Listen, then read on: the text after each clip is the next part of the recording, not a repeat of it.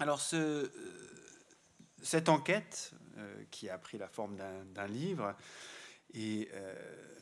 ça a été évoqué dans un livre publié par Actes Sud et intitulé Les iconophages, qui a également connu une édition anglaise relativement récemment.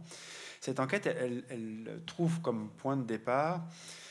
une réflexion d'historien de l'art, ce qui me permet de préciser que je ne suis pas philosophe, donc je vais croiser vos interrogations, mais pas forcément toujours les recouvrir, et je vais apprendre justement de vos questions et du dialogue qui fera suite à cette présentation.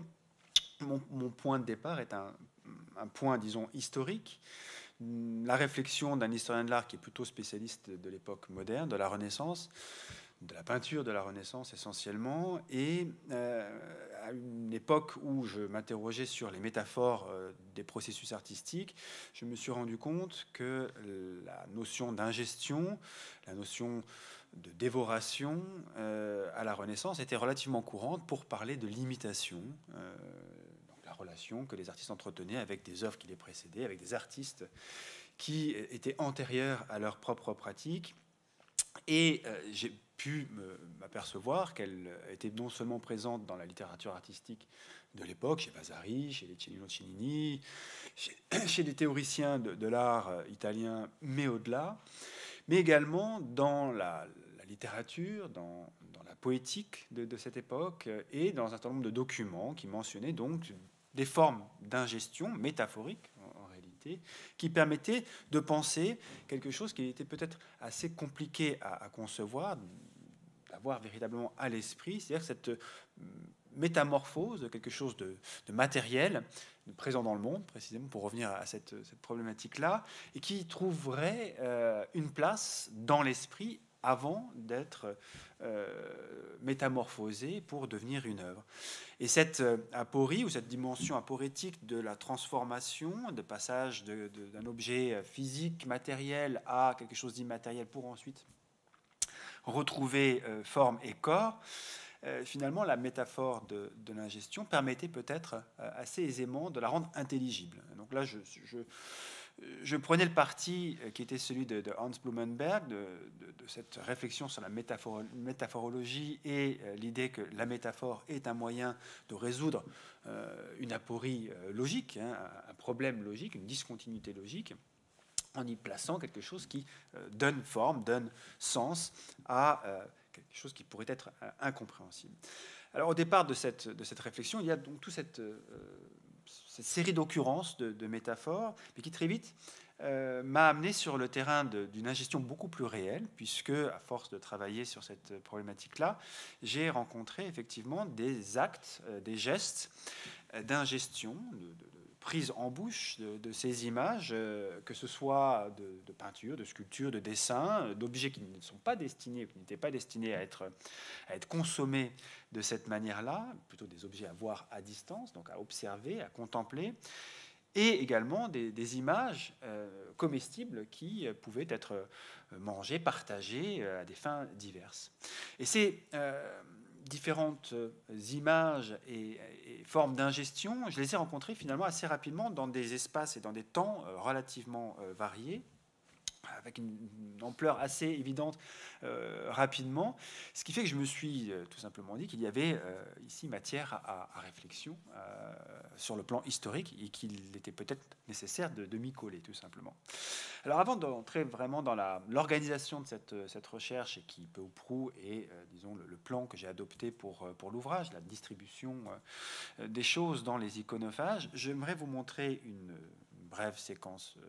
vidéo, un extrait de film qui est dans l'ouvrage, qui ouvre l'ouvrage et qui, pour certains d'entre vous, peut-être n'est pas inconnu. J'espère que ça va fonctionner, ça devrait en principe, mais est-ce qu'on pourrait juste une minute enfin, est-ce que si ça prend trop de temps, ça, je pense que c'est visible quand même. Hein. Merci.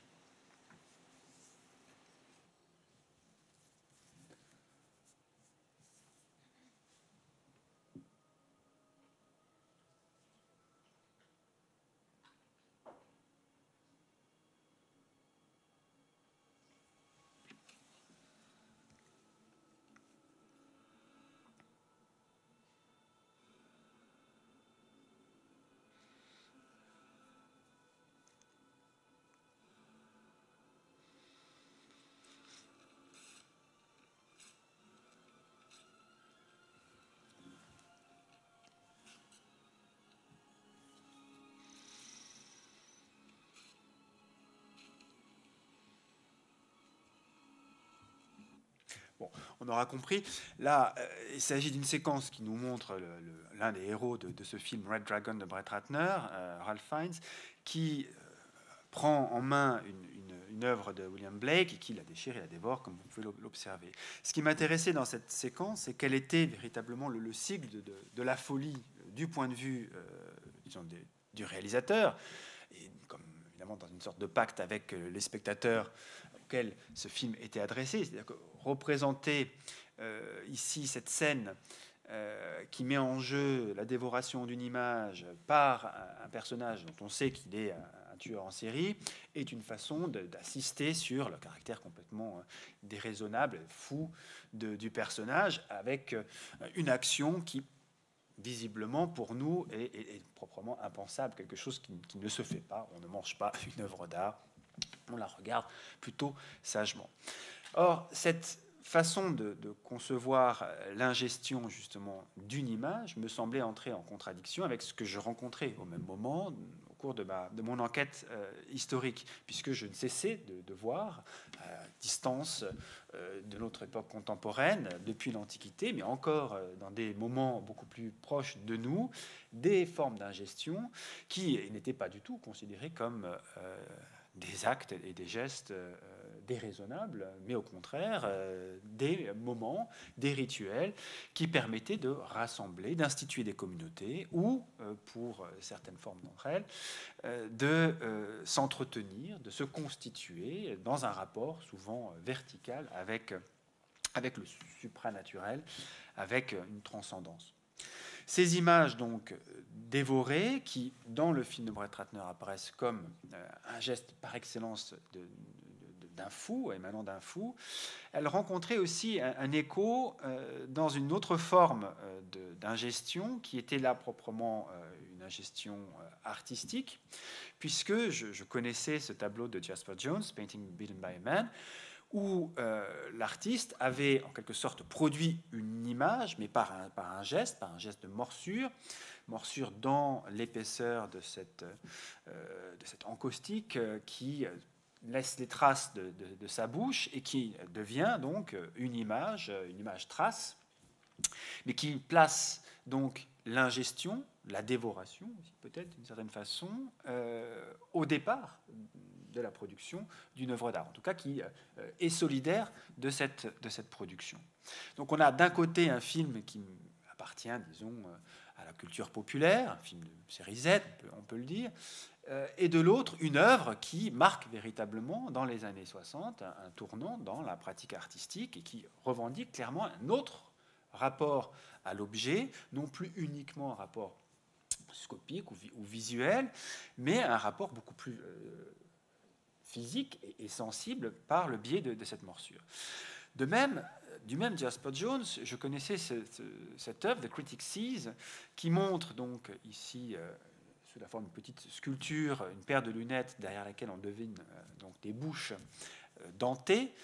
puisque, au dire de Jasper Jones, cette œuvre reflétait ou réverbérait une attitude qui lui semblait un peu trop systématiquement celle adoptée par les critiques, qui était une forme de dévoration à ses yeux lorsqu'il se mettait à critiquer justement les œuvres de ses contemporains ou ses œuvres eux-mêmes. Donc, une ambivalence dans la production de cette image, puisque d'un côté ici, on a une critique très clairement de cette dévoration avide par la bouche de l'œuvre d'art, ou jusqu'à la bouche, et de l'autre côté, une œuvre qui se constitue dans cette forme paradoxale de relation à l'objet. Cela, mis en relation avec les exemples que je rencontrais, m'a amené à réfléchir justement aux raisons pour lesquelles, disons, dans l'histoire, on en était arrivé à ce rejet de l'ingestion, à cette stigmatisation de l'ingestion d'images comme une forme non seulement paradoxale, mais véritablement une forme impensable, voire impensée, de la relation aux œuvres d'art. Puisque, je le répète, je ne cessais de repérer des formes d'ingestion qui, jusqu'à nos jours, étaient encore particulièrement présentes et que l'on pouvait aussi soi-même réaliser sans forcément y prêter attention. Qui n'a pas mangé un gâteau comme une miele di Santa Gata en Sicile au mois de février. J'espère que si vous ne l'avez pas fait, il faut le faire parce que c'est quand même assez extraordinaire comme expérience. On mange des gâteaux, et des gâteaux souvent industriels, il faut le dire, qui sont des gâteaux figuratifs, et on ne s'y intéresse pratiquement pas. Donc, c'est présent dans notre société, c'est présent dans notre culture, mais on ne le pense pas, et en tout cas, on ne l'articule pas à une histoire qui est pourtant très ancienne. Je passe sur quelques exemples rapides pour évoquer cette permanence de la chose. On mange des sucettes aussi à l'effigie de François, du pape François. On peut manger des gâteaux aussi à l'effigie de Donald Trump, et on peut s'en amuser, enfin on peut même s'en repaître avec un grand plaisir. Là, la destruction pouvant peut-être être une sorte d'artifice permettant de rejoindre une sorte de conscience politique, pourquoi pas. Donc, on a des images qui sont encore, pour nous aujourd'hui, des images consommées, que l'on peut consommer, et il fallait donc essayer d'articuler l'ensemble de ces images, l'ensemble de ces gestes, en essayant de dépasser aussi une trop rapide dichotomie entre des images que l'on consomme parce qu'elles sont consommables, parce qu'elles sont comestibles, et là on en connaît un très grand nombre, et de l'autre côté des images qui sont consommées alors même qu'elles ne sont pas comestibles, et de ne pas faire cette histoire en les opposant systématiquement, puisque la chose, en réalité, ne me semblait pas fonctionner. Je m'en suis rendu compte assez vite, puisqu'on pouvait tout à fait manger des images comestibles, donc faites avec des aliments donc destinés à être mangés pour instituer des communautés, comme on pouvait aussi partager une image non comestible pour les mêmes raisons. De même, on pouvait manger des images comestibles pour se soigner, en même temps que des images non comestibles pour retrouver des forces, obtenir une puissance, une vertu d'une entité supérieure. Donc des images d'une très grande variété. Là, je vous montre ici une stèle d'Horus, un bol magique islamique, une gravure allemande avec des images de statues miraculeuses, une gaufre, une représentation eucharistique, des moules, enfin plus exactement le résultat d'un moulage avec un moule à gâteau avec une crucifixion du Christ ici, une représentation de trophée en sucre, une figure caricaturale ici de Jules Ferry en train de manger un prêtre en pain d'épices, les mines di Sant'Agata dont j'ai parlé. Là, ici, une représentation, une photographie de Yasmina Ben-Abdelrahman autour du balcon, cette série sur le balcon autour du rituel papal. La performance ici aussi de Nice Oppenheim, et enfin cette série de Nicolas Boulard à partir de Sol Lévite. Donc des images de nature très très différentes, mais qu'il me semblait nécessaire de rassembler et d'essayer de redistribuer, de réagencer pour en faire l'histoire. Encore une fois, je le répète, je suis dans une position d'historien, je suis historien de l'art, je ne suis pas philosophe, même si cette histoire, il m'a semblé très rapidement qu'elle devait rencontrer des préoccupations qui n'étaient pas uniquement celles de l'historien de l'art. C'est-à-dire qu'il fallait aussi y injecter un peu de philosophie, de l'histoire littéraire, de l'histoire de la médecine, de l'anthropologie. Et à partir de là, il me semblait possible de pouvoir réagencer, mettre un petit peu d'ordre dans tout cela. Alors, cette mise en ordre, elle a pris une forme relativement simple, puisque rapidement, je me suis rendu compte que, peu ou prou, on mangeait des images pour deux grandes raisons. Soit parce qu'on voulait se protéger d'un mal, ou se soigner d'un mal, ou l'éloigner. On mange une image pour véritablement tirer de cette image, cette représentation, une puissance capable de nous constituer, ou on mange une image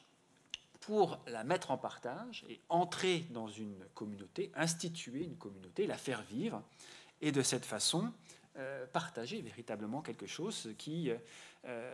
est logé en nous-mêmes et qui tisse un véritable réseau au sein de la société. Et au milieu de ces deux pôles, ou pour articuler ces deux pôles, il me paraissait aussi nécessaire de réfléchir à l'imaginaire, ou aux imaginaires, peut-être plus exactement, qui permettaient de déployer ces deux grands ensembles et de mieux les comprendre. C'est-à-dire ces imaginaires qui permettent notamment de penser l'ingestion, le principe même de l'ingestion, ou de l'incorporation, de prendre en soi quelque chose, comme quelque chose qui est travaillé par des logiques médicales, justement, des logiques qui sont celles de l'apprentissage et du savoir, des logiques aussi amoureuses, des logiques proprement sensuelles. Enfin, cette façon d'être au monde, ces façons d'être au monde qui viennent nourrir véritablement ces différentes pratiques. Alors, je vais rapidement revenir sur ces trois grands moments qui constituent le livre, tout d'abord en évoquant l'image en soi, donc ces images que l'on prend en soi, que l'on incorpore, que l'on ingère pour se protéger, se soigner. Parmi ces images, j'ai notamment rencontré des objets, des petites stèles ou des amulettes représentant Horus sur les crocodiles, une iconographie donc qui tirée de la société égyptienne ancienne et qui, en associant des hiéroglyphes et une représentation du dieu sur les crocodiles, permet de réactiver une protection, en quelque sorte obtenue par le dieu lui-même, permettant donc de ne pas être affecté par des morsures de scorpions, par des morsures de lions, etc., de ne pas être empoisonné par tout cela. Il s'agissait de déverser sur la statue ou sur la stèle une eau lustrale qui venait en s'écoulant sur la stèle ou sur la statue, en rencontrant la matière, en rencontrant le creux et les pleins de cette représentation et des hiéroglyphes, une formule magique ou une charge magique qu'il était possible ensuite de récupérer dans l'eau et que l'on pouvait, en l'absorbant, transformer en remède. C'est une chose qui finalement est très présente dans l'Égypte ancienne, mais qui va être transmise dans d'autres espaces autour de la Méditerranée, dans d'autres sociétés, et encore finalement très très loin dans le temps de l'Égypte pharaonique. On rencontre aussi parmi ces objets figuratifs, ces images, des jetons par exemple de pèlerinage, donc là cette fois dans une société chrétienne, d'Orient, des jetons qui représentent comme celui-ci le saint stylite Siméon, placé sur sa colonne et dont on supposait qu'il était un saint thaumaturge qui pouvait soigner donc tous ceux qui l'approchaient, qui se vouaient à lui, qui en tout cas priaient aux abords du sanctuaire, et notamment ces jetons qui étaient confectionnés avec la terre du sanctuaire de Kalam-Siman, pouvaient, en étant ingérés, transformer le corps, véritablement soigner le corps, puisque la vertu du saint se répandait, en quelque sorte, dans le corps de celui qui en faisait la consommation, comme une sorte d'effet magique, si vous voulez. C'est la vertu du saint qui est transmise au dévot et à celui qui la prend en lui-même. Mais ce qui était intéressant aussi avec ce cas, c'est que j'ai trouvé un certain nombre de récits consacrés au sanctuaire et à Saint-Siméon, des récits qui ont été écrits pour défendre le principe même de l'utilisation des images au moment de la crise iconoclaste, au 7e et 8e siècle après Jésus-Christ. Et dans ces récits sont évoqués notamment des cas d'ingestion de jetons et d'images du saint, qui indique que ce n'est pas simplement la matière qui est importante ici, ce n'est pas simplement la terre avec laquelle le jeton a été confectionné, donc pas simplement la terre qui a touché le saint, mais c'est aussi l'image qui présentifie le saint au lieu et au moment où l'image est en quelque sorte activée par la consommation. On trouve aussi des choses semblables avec cette représentation de l'Hémorrhoïs et du Christ de Panéas, une légende d'une statue représentant le Christ qui aurait aussi transmis son pouvoir, sa vertu à une herbe présente aux abords de son socle et qui, en la consommant, pouvait soigner également ceux qui en faisaient qui la consommaient.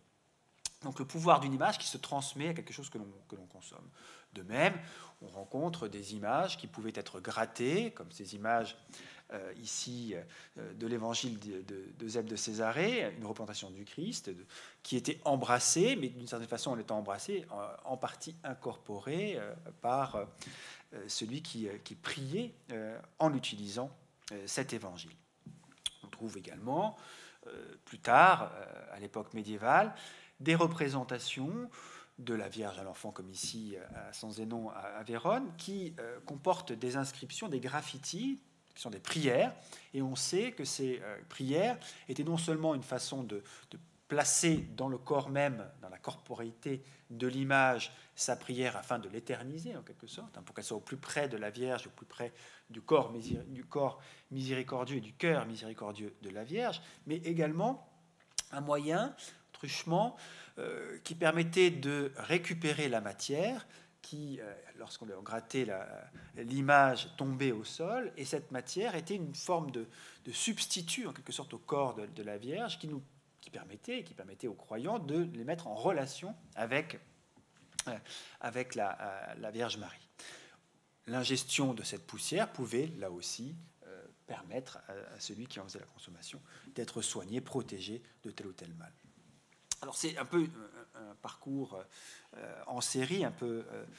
répétitif peut-être, en tout cas au mode d'ingestion, mais c'est pour vous montrer aussi la variété des objets et des temps, des lieux que l'on peut rencontrer dans cette histoire de l'ingestion. On trouve aussi des statues comme celle-ci, à l'effigie de Notre-Dame de Foix, qui permettaient aux personnes qui étaient là encore malades d'être un remède en étant gratté ou trempé dans une solution buvable ou incorporé à une solution plus solide qui était ensuite donc prise en soi afin de devenir une forme de médicament. Voici une image qui vous montre un petit peu à quoi peut ressembler, disons, la pratique. On gratte à l'aide d'un couteau, on a des descriptifs aussi de ces modes d'activation de l'image destinée à la consommation, à l'ingestion. De même, ces gravures. Ce qui est intéressant d'ailleurs, quand on observe ces différentes images, ces différents médiums, on se rend compte que c'est bien l'image qui, à un moment donné, est le vecteur, ou l'opérateur, peut-être plus exactement, de la puissance, puisque, indifféremment de la matière à partir de laquelle elle est réalisée, ce qui ne veut pas dire qu'elle n'est pas importante, cette matière, systématiquement, mais on trouve des images qui, effectivement, utilisent une matière sacrale, comme la terre du sanctuaire de Saint-Siméon. On trouve aussi des images qui sont réalisées comme ici, sur une banale feuille de papier. Ce qui importe pour que l'image soit opérante, soit efficace, c'est non seulement l'image en tant que telle, en tant que présentification du saint, de l'instance miraculeuse qui est représentée, et peut-être parfois le contact avec l'image archétypale. On va placer la gravure au contact de la statue miraculeuse, ou aussi peut-être on va lui ajouter une bénédiction, le prêtre bénissant des planches gravées afin de la rendre encore plus opérante. On le sait notamment grâce à des témoignages comme celui-ci, cette gravure de la Madone des prisons, qui est évoquée longuement par un certain Giuliano di Francesco Guizelmi, qui est un membre de la communauté de Prato, qui avait à charge le sanctuaire, qui était un homme de droit, et qui raconte que l'image gravée, notamment, donc la réplique, si vous voulez, gravée de cette image miraculeuse placée dans l'église de Santa Maria delle Carcere, était une image qui pouvait être consommée, découpée, placée dans la bouche, et pouvait soigner celui qui en faisait usage. Donc des formes d'ingestion variées qui montrent bien que, loin d'être un interdit, dans des époques très reculées, l'ingestion d'images pouvait être une autre forme, une autre expérience, non plus uniquement visuelle, mais véritablement physique et tactile, des images. Pour mieux le comprendre, dans l'ouvrage, j'ai placé au centre de cette enquête toute cette réflexion sur les imaginaires, ou l'imaginaire de l'ingestion, puisque les enjeux qui traversent donc, ces différents gestes sont réellement informés par une projection, des formes d'imagination et d'imaginaire, associant l'incorporation, l'ingestion, à des manières d'être au monde, de penser le monde, de l'ordonner, de le vivre tout simplement. Une manière d'être au monde qui commence notamment, et qui est là quelque chose de très très présent depuis l'Antiquité jusqu'à une période très très récente, l'idée que nous sommes dans une relation de communication avec le monde supracéleste, notamment, dans une logique microcosme-macrocosme qui permet de corréler certaines parties du corps, par exemple, avec le mouvement des astres, d'associer des matériaux à des parties précises du corps, et à ce titre, de pouvoir capter en des moments particuliers de l'année, à la faveur de configurations particulières aussi astrales, des puissances qui vont justement opérer comme des médicaments. Et c'est ce que l'on peut comprendre lorsqu'on observe, et la chose est bien connue, bien évidemment, cette représentation de l'homme zodiacal qui connecte littéralement certaines parties du corps avec des signes du zodiaque et avec des planètes. Prenons l'exemple de la poitrine, où on voit apparaître le lion, et quand une planète, notamment par exemple une planète comme Jupiter se trouve dans le lion, c'est là une conjonction extrêmement puissante qui permet certainement, aux yeux des médecins astrologues, de favoriser justement les problèmes de poitrine, des problèmes de respiration, etc., etc. L'incorporation qui lui est associée se comprend aussi avec tout ce que l'on pourrait considérer comme une positivité de l'ingestion, qui passe donc par différents imaginaires, à commencer par celui médical, de l'ingestion d'un remède qui, logé dans le corps, au cœur de cette grande machine que constitue le corps humain, va pouvoir agir de l'intérieur et donc aura toute chance d'apporter des bénéfices à celui qui en fait usage. Des potions que l'on boit, des médicaments solides que l'on ingère. Cet imaginaire médical rejoint aussi un imaginaire religieux qui est extrêmement présent dans l'Antiquité, au Moyen-Âge et encore jusqu'à la fin de l'époque moderne, et en particulier cet imaginaire de l'incorporation de la puissance divine. Je vous montre ici ce très beau triptyque de Chiarito del Voglia au Getty aujourd'hui, où l'on voit le Christ dans la partie supérieure, entouré des apôtres, et du nombril du Christ par un faisceau doré qui vient aboutir au niveau de la bouche de chacun des apôtres. Donc les apôtres sont reliés non pas au logos, au langage, à la bouche du Christ, mais à son corps et à ses entrailles, véritablement, à son nombril, à l'omphalos, qui est vraiment le centre, pour le coup, de cette relation de l'un au multiple, qui permet de ramener la différence aussi à l'unité et à l'idée même d'identité par ce biais. Et l'un de ces faisceaux dorés va aussi rejoindre dans la partie basse le communiant que vous voyez en bas, qui, au moment où il reçoit l'hostie dans la bouche, au moment où donc, il va véritablement communier, reçoit également ce faisceau, cet écoulé doré, pour bien indiquer que l'Eucharistie est le moyen par lequel on peut prendre en soi le corps du Christ. Donc une œuvre d'une très grande efficacité visuelle, mais qui nous montre bien là aussi de quelle façon l'incorporation, l'ingestion pouvait être pensée dans un registre religieux. Et pour faire tourner dans cette même direction la logique, ici ces représentations de Sainte Catherine qui rencontre le Christ en buvant le sang directement à la plaie, qui montre bien à quel point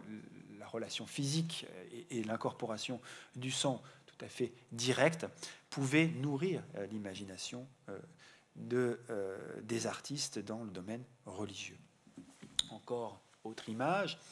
cette représentation de la lactation de Saint Bernard, où cette fois c'est une statue, non plus le Christ lui-même apparaissant à la Sainte ou une Vierge apparaissant au dévot. Là, c'est l'adorateur, d'une certaine façon, de la Vierge, le terme n'est pas forcément approprié, mais celui qui vénère la Vierge, Saint Bernard en l'occurrence, qui aussi chante ses louanges en étant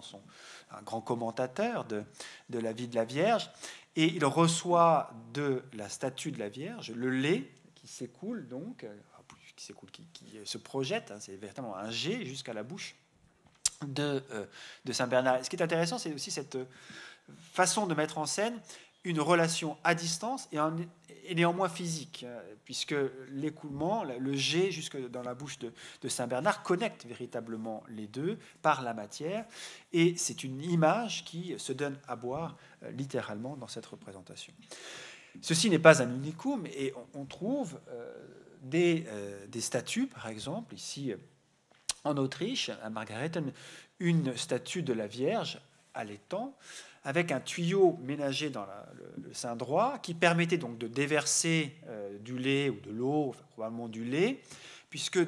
dans le dos de la Vierge, il y avait une cavité qui permettait donc d'avoir, avec un réservoir, on pouvait mettre du lait, il suffisait d'activer une pompe pour mimer en quelque sorte cette lactation miraculeuse. Donc on voit bien que c'est quelque chose qui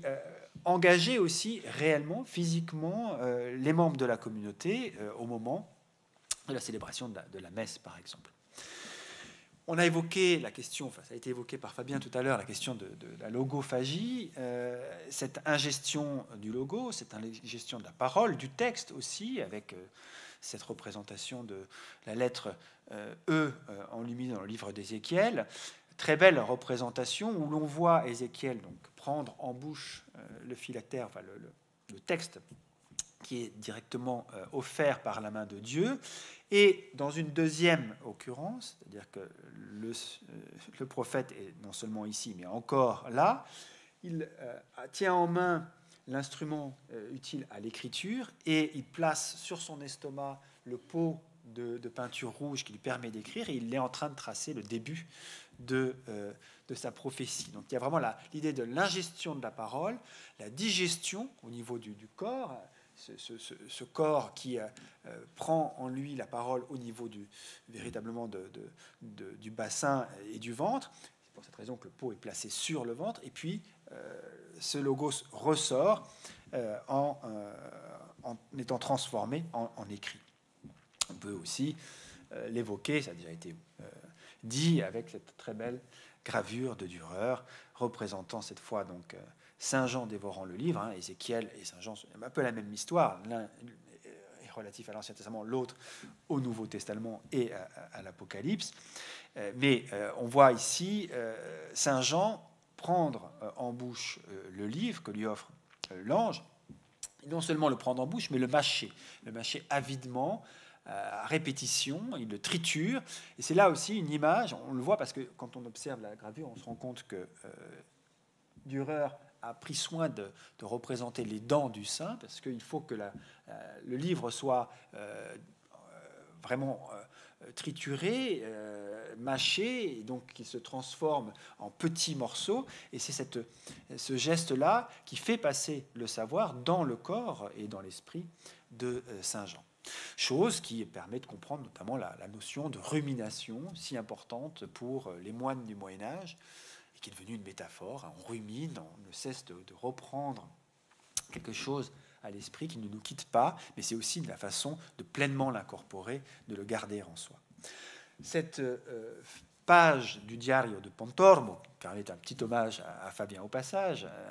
ce magnifique texte de Pontormo, si étrange, mais qui permet justement de comprendre à quel point, dans l'imaginaire des hommes de la Renaissance, mais qui évidemment hérite de cette compréhension du monde issue de l'Antiquité, la création, la production d'une œuvre de l'esprit, disons, n'est évidemment pas dissociée de ce qui se passe au niveau du corps, d'abord par les gestes, bien sûr, hein, la technique est portée par un savoir du corps, un savoir de la main, mais aussi parce que l'esprit naît, l'esprit comme faculté, naît du travail du corps, de la digestion, de la transformation de la nourriture en sang, qui lui-même, par la subtilité obtenue grâce à la digestion, va irriguer en quelque sorte l'esprit et être transformé en pensée agile, habile. Et donc, quand on voit dans le Diario de Pontormo cette continuité entre la vie du corps et la vie de l'esprit, entre l'ingestion des aliments au quotidien et le travail dans la chapelle de San Lorenzo, on voit bien à quel point il n'y a pas de rupture, chose que notre conception un peu idéaliste, durant de longues décennies, voire plusieurs siècles, nous a plutôt pensé à croire. C'est-à-dire issu des Lumières, on a pensé, avec Kant puis Hegel, une création comme quelque chose qui relevait essentiellement de l'esprit, voire que de l'esprit, et qui était donc en rupture avec le corps. Mais le corps est la condition, la santé du corps est la condition de la production d'une œuvre à la Renaissance. Les choses sont vraiment intimement entrelacées. Et jusque dans la page même, ces petits dessins qui surgissent au détour d'un poulet ou d'une salade. Je veux dire, il y a vraiment une absence de solution de continuité ici. Cet imaginaire de l'artiste qui est associé aussi à la nourriture et dont le régime est l'une des voies d'accès, produire une œuvre nécessite un régime adapté. On le voit notamment dans ce type de représentation de planches, les enfants de Mercure, parmi lesquels on trouve des sculpteurs, des musiciens, des cuisiniers, des peintres, et on voit notamment dans la partie basse de cette gravure un cuisinier, enfin une table plus exactement, partagée par le sculpteur et par un couple d'amoureux, on suppose, la jeune femme tendant un verre au sculpteur, c'est ce qui dit bien, là encore, cette continuité entre la production d'une œuvre et la nourriture. Ceci va, et je rejoins le point de départ, qui était mon point de départ de cette enquête, mais qui est aussi l'ouverture de cette proposition que je vous fais, cette métaphore de l'ingestion, on la comprend évidemment à l'aune de toutes ces représentations. Si Félibien peut rapporter ce mot à propos de Poussin dans sa relation à Raphaël en employant justement cette métaphore de l'ingestion, c'est précisément puisqu'il y a ce long fil que l'on peut tendre entre l'histoire des images et l'histoire de l'alimentation ou l'histoire du régime sur le plan médical qui est présent justement dans l'imaginaire des théoriciens et des artistes. Voici ce que nous dit Félibien à propos de Poussin. Il fut instruit dans l'école de Raphaël, duquel on peut dire qu'il suçait le lait et recevait la nourriture, et l'esprit de l'art à mesure qu'il envoyait les ouvrages. Donc, observer une œuvre et l'étudier, c'est ni plus ni moins que absorber, ingérer l'œuvre en question, comme on tête à la mamelle de sa maman, ou voire de la Vierge, puisque c'est aussi quelque chose qui, à la même époque, on est vraiment dans les mêmes années, Alonso Cagno représente pour indiquer ici l'ingestion du savoir par l'allaitement. Cet imaginaire-là rencontre aussi, alors je passe sur ces deux images sur lesquelles je reviendrai un peu plus tard, un imaginaire qui n'est pas uniquement positif, puisque là, je vous ai montré toutes les formes de projection, disons, positive de la gestion, de l'incorporation. On mange parce que ça nous fait du bien, parce que ça nous constitue.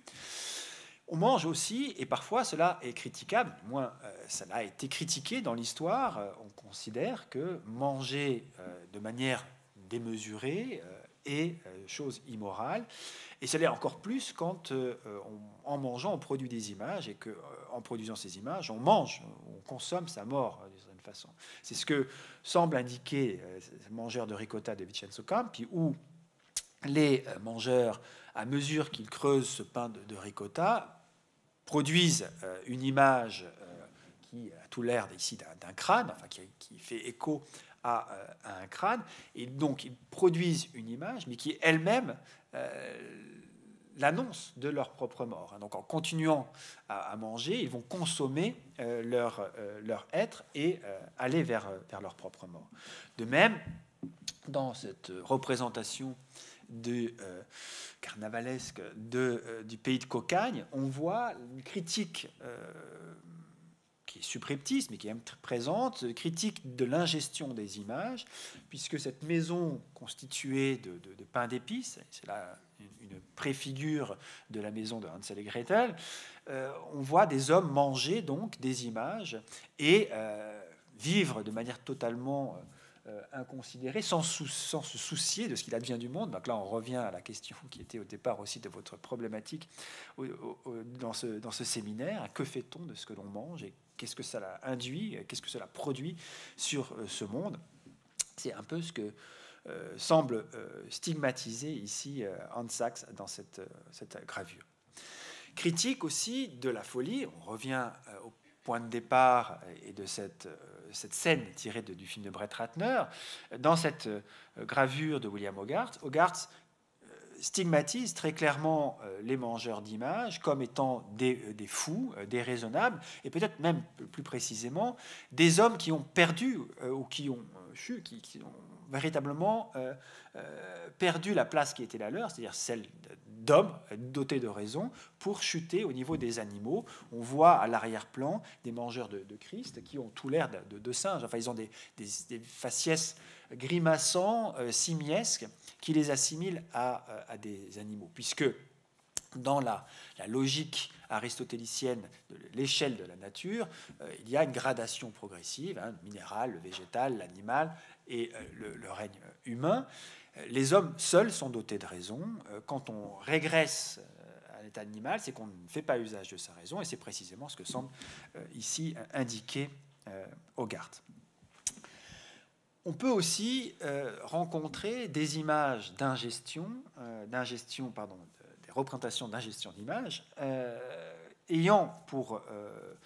objet de constituer des critiques politiques.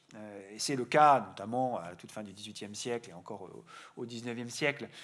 dans la grande propagande qui oppose anglais et français au moment de l'Empire. On représente Napoléon comme un pâtissier qui confectionne des images à manger et qui se comporte avec son peuple comme avec de vulgaires pains d'épices qu'il peut produire et manger aussitôt sans s'en soucier. De même, dans la deuxième moitié du XIXe siècle, on voit systématiquement les caricaturistes employer le pain d'épices comme un objet utile et facile pour critiquer, s'amuser, se moquer d'hommes politiques. Ici, Jules Ferry, au lendemain de cette loi interdisant au clergé d'enseigner dans les écoles, on voit ici représenté sous le dessin de Gilles, le ministre croquer un prêtre que vous voyez donc sous la forme d'un pain d'épices, se comportant donc là aussi vis-à-vis du prêtre de manière assez inconsidérée, en tout cas on prêtant guère attention, un peu comme un enfant. J'en viens au troisième temps, qui est celui du partage, qui est peut-être la partie la plus riche finalement dans ses formes, et qui est aussi celle dont on a finalement hérité sur le plan de la pratique artistique de manière la plus évidente. Cette idée d'une image qui, en étant ingérée, institue des communautés et permet un réel partage des places au sein de la société. L'archétype étant l'Eucharistie, donc l'hostie figurée, et je rappelle que l'hostie, à partir du 8e, 9e siècle après Jésus-Christ, est utilisée pour célébrer la messe, et que ces hosties étaient produites à partir de moules en bois, puis de fer, de matrices donc, qui permettaient de produire des hosties à grande échelle, enfin, en nombre, et que chaque hostie produite portait la même image que sa voisine, qui permettait donc de donner à manger à l'ensemble de la communauté une même image. Et évidemment, c'est là un moyen de réunir la diversité de la communauté dans une image, par une image tout à la fois symbolique et en même temps réellement présente, enfin présentifiant réellement le Christ, une même image que l'on consomme et qui nous ramène en quelque sorte vers l'unité, vers cette unité perdue, puisque dans la logique chrétienne, depuis le péché originel, l'humanité ne cesse de s'éloigner de la ressemblance initiale, elle ne cesse de perdre cette ressemblance avec Dieu, et pour retrouver cette ressemblance, il faut revenir vers l'unité du Christ, d'où le rituel eucharistique. Donc on voit avec cette image que l'hostie était figurée, donc c'est bien une image que l'on mangeait, et ce qui est intéressant, c'est que ces hosties étaient figurées alors même que l'image n'était pas nécessaire au rituel. On pouvait très bien se passer d'une représentation figurée sur l'hostie. À aucun moment le rituel n'implique la présence d'une image. En revanche, on sait que d'une part, l'Eucharistie doit être accompagnée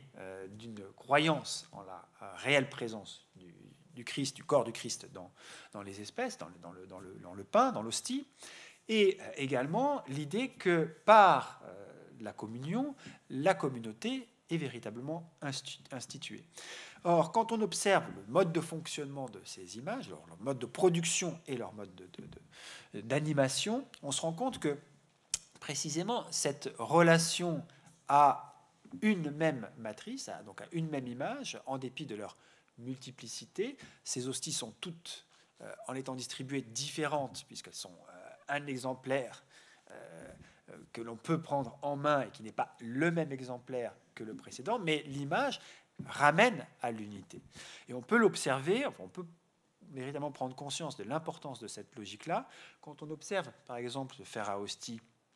du XIIIe siècle, aujourd'hui conservé au musée de Cluny, qui nous montre le Christ au centre de la matrice, entouré des apôtres, et on peut observer que chaque apôtre entretient une relation identique au Christ, une relation concentrique, qui le ramène donc à cette forme centrale, à cet être central, et donc en dépit de leurs différences, ils sont dans une relation de continuité, d'unité au Christ. C'est véritablement l'idée du multiple dans l'un. Et c'est quelque chose qui est très souvent évoqué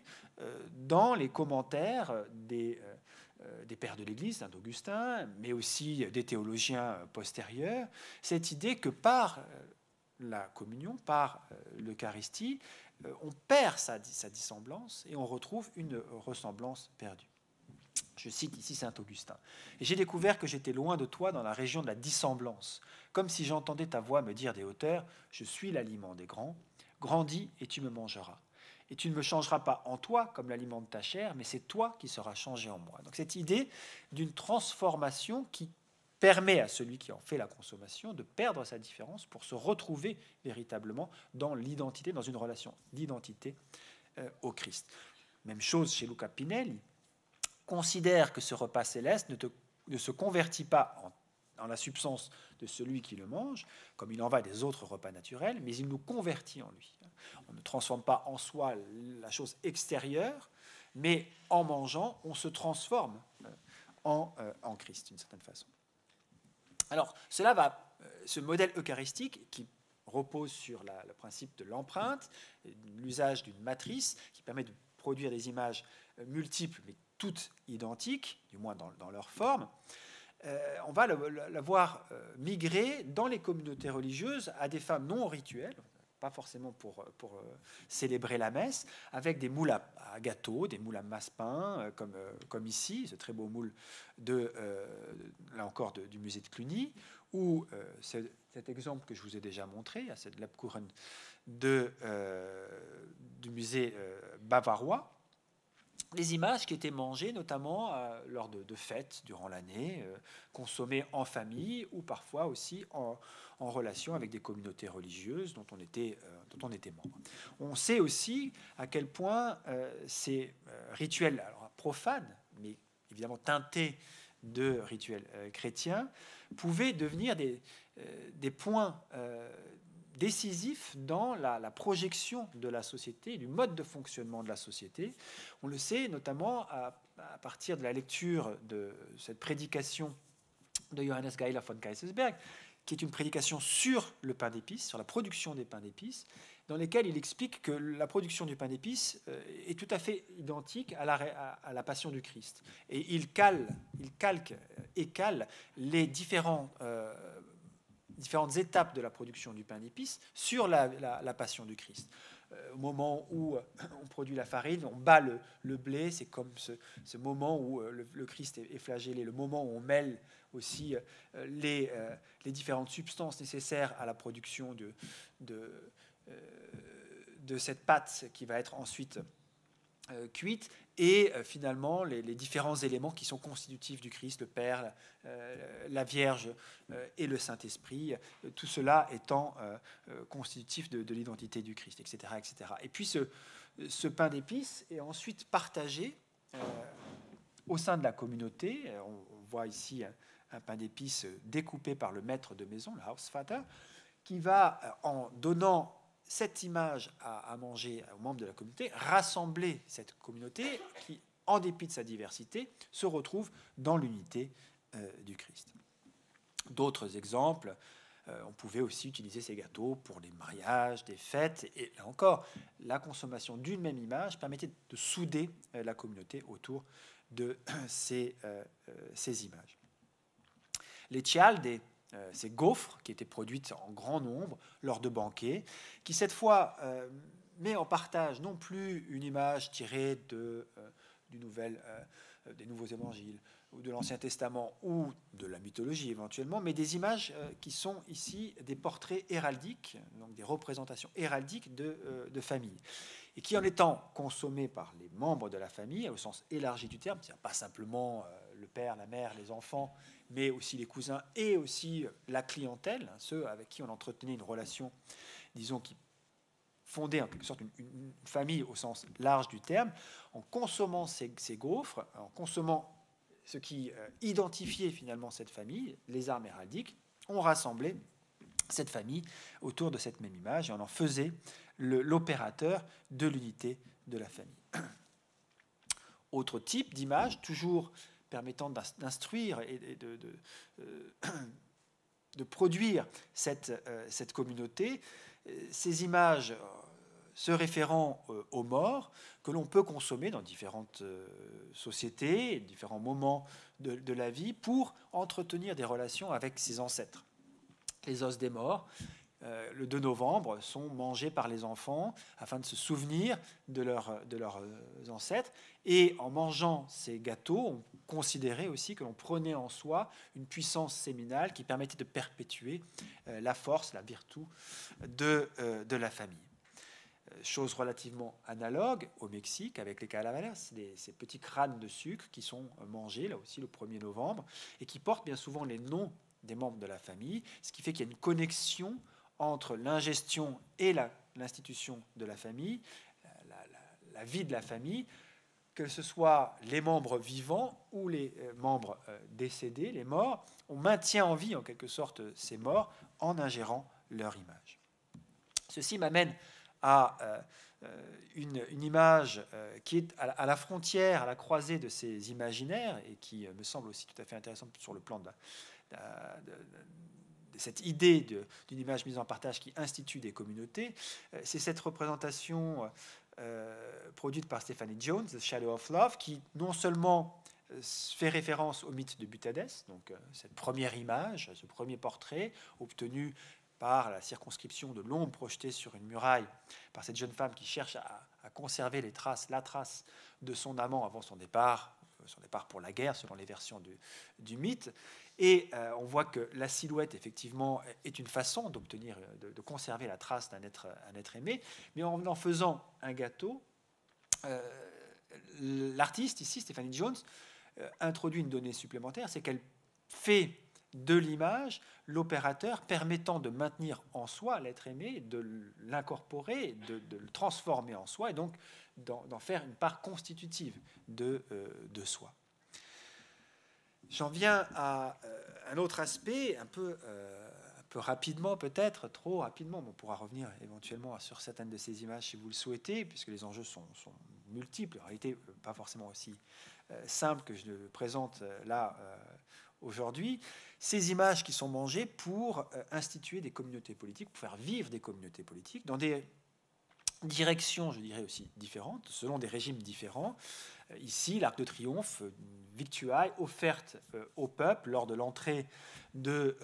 Antonio Álvarez de Toledo, qui régnait sur la ville de Naples, et après son passage, cet Arc de Triomphe qui célèbre sa vertu, et en particulier sa libéralité, sa prodigalité, cet Arc de Triomphe est donné au peuple, qui consomme donc l'image même, le symbole même de la vertu du prince, et qui met en acte véritablement cette vertu, cette cure du prince à l'endroit de son peuple. Mais il peut y avoir aussi un renversement de la chose dans cette permanence du phénomène à l'époque contemporaine, dans les années 70. Le groupe Hausrücker & Co., qui est un groupe d'artistes architectes, a produit un banquet architectural confectionné donc en confectionnant des tours et des bâtiments à partir de sandwichs, de pain de mie, de jambon, etc. et a invité la communauté d'un quartier de Minneapolis à venir consommer cette maquette comestible afin d'attirer l'attention des édiles sur l'obsolescence, la déliquescence du quartier dans lequel ils vivaient, qui était laissé à l'abandon. Et c'était une forme là encore, de geste politique, de mise en acte de la destruction de ce quartier pour espérer une transformation de celui-ci. Alors, dernier acte, c'est la transformation de toutes ces formes d'ingestion pour instituer des communautés religieuses, politiques, familiales, du côté des artistes. Comment les artistes s'emparent de la chose? Ils s'en sont emparés très tôt. À la Renaissance, on peut en tout cas très clairement le percevoir, avec notamment la production de banquets, des banquets organisés par Giovanni Francesco Rustici, un sculpteur florentin qui, accompagné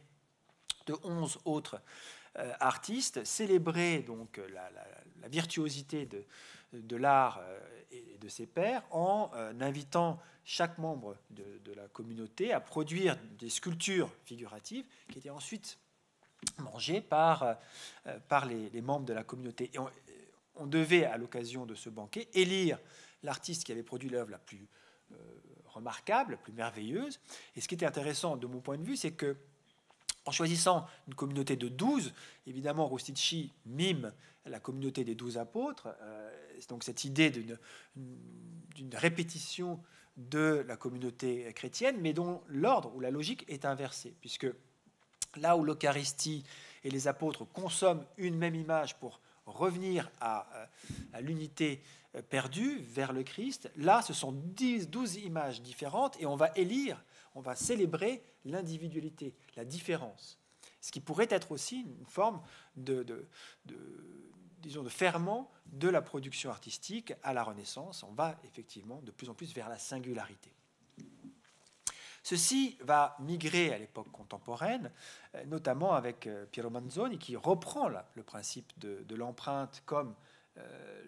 le processus permettant de produire une image qui, en étant offerte, va instituer une communauté non plus chrétienne, mais une communauté autour d'un projet qui serait donc la performance, le corps en acte, avec cet œuf sur lequel il appose son empreinte et qu'il va offrir aux visiteurs au moment de la performance dans cette galerie de Milan ou encore dans la galerie de Copenhague où il a également reproduit cette même performance. Et puis, j'en viens, et je terminerai sur cet aspect-là, la destruction de l'image, puisque au cours du XXe siècle, on assiste très clairement, et ce n'est pas le seul chemin pris par les artistes, bien évidemment, mais il y a un désir de rebattre les cartes, et notamment, si ce n'est d'en finir, en tout cas de questionner la place de l'image, de ne plus en faire l'élément constitutif de la production artistique. Et l'un des gestes intéressants de ce point de vue est celui de Denis Oppenheim, qui produit un petit bonhomme de pain d'épices, gingerbread man, donc vraiment d'une forme extrêmement simple, la forme anthropomorphe la plus simple qui soit. Il la cuit, il la mange et il se filme et se photographie au moment de consommer cette petite image. Il les évacue, enfin il évacue l'image et il va faire des photographies macroscopiques de ces sels et en reprenant cet ensemble, il acte en quelque sorte la dissolution ou la transformation, la disparition de l'image, plaçant en lieu et place de l'image la performance elle-même et le corps comme l'élément constituant de la production artistique. Alors, je terminerai sur 2 images, parce que j'ai dit que j'étais bavard, je le suis un petit peu, pour pouvoir après discuter, je suppose. Cette image qui a servi pour moi disons, d'emblème à cette histoire de l'ingestion, ce tableau de Schalken qui met en scène,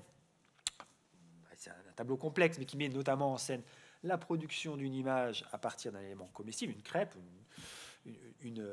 un pancake aussi parfois, considéré comme tel, dans lesquels il a ménagé 4 trous, 2 pour les yeux, 1 pour le nez, un dernier pour la bouche. Donc il produit une image d'une très grande simplicité, image qui évidemment va s'opposer au traitement du visage de ce jeune garçon qui lui est extrêmement léché et naturaliste dans son traitement. Donc c'est aussi une façon de mettre en opposition, de créer un écart entre une image frustre et une image beaucoup plus complexe. Donc c'est l'art qui est célébré par ce biais, mais c'est aussi une image qu'il offre comme une image que l'on peut potentiellement manger, puisqu'on imagine bien qu'au terme de ce geste, il y aura ensuite la dévoration de cette image. Autrement dit, l'image oscillant entre ces deux pôles, entre la présence et l'absence, la production d'une image, présence de quelque chose qui est absent, et dévoration qui rend présent, c'est le paradoxe, qui rend présent ou qui éternise la présence en la faisant disparaître, c'est-à-dire en la mangeant, prenant en soi cette image qui est valée elle-même pour un absent. Et si l'on songe, et je terminerai vraiment sur cette image, si l'on songe à cette gravure, cette frontispice de Perrier, François Perrier, alors parfois écrit avec un R, parfois deux R, François Perrier représente ici